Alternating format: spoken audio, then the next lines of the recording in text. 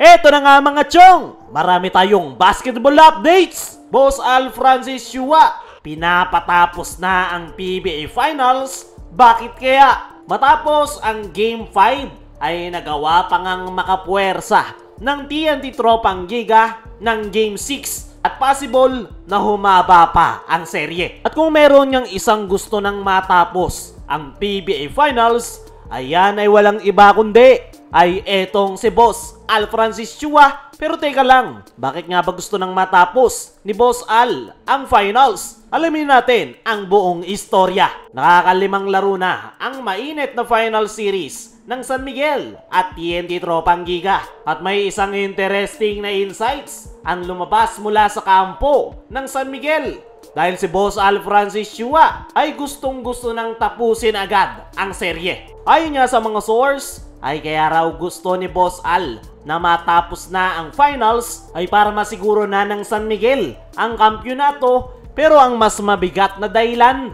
ay ang ating national team. Ongoing na nga yung team practice ng Gilas Pilipinas para sa paparating na FIBA Asia.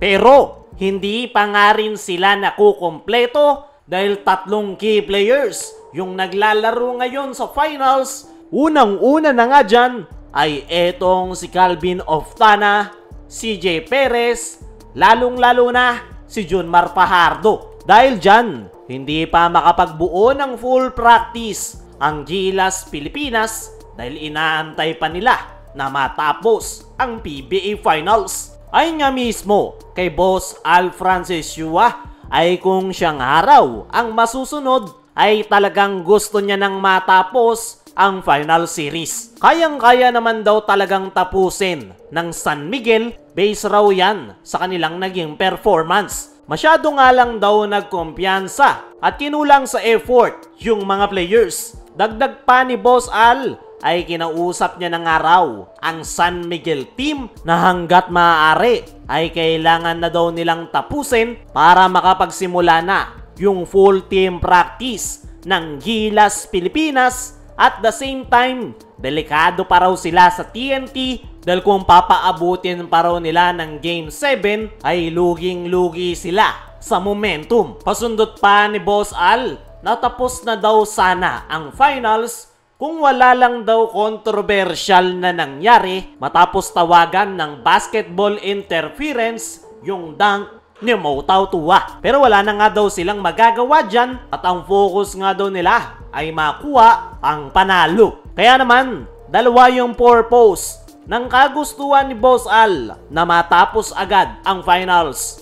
Unang-una ay para makapagsimula na ng full team practice ang Gilas Pilipinas. Pangalawa, syempre, para makuha na nila ang matagal na nawala sa kanila na kampyonato ngayong All-Filipino at pinaka-importante ay mapigilan nila yung pinaka-aasam na Grand Slam ng TNT Tropang Giga. Ngayon ay all-out support nga raw ang ibibigay netong si Boss Al Francis Chua sa San Miguel Birmen. Dahil isa nga siya sa mga big boss ng SMC at the same time, parte rin siya ng ating national team na Gilas Pilipinas. Kaya naman, siya nga yung pinaka-naiipit sa nangyayaring PBA Finals at preparation ng ating national team na Gilas Pilipinas para sa paparating na FIBA Asia. Kayo mga chong, ano ang masasabi nyo ngayong pinapatapos na ni Boss Al ang PBA Finals sa San Miguel?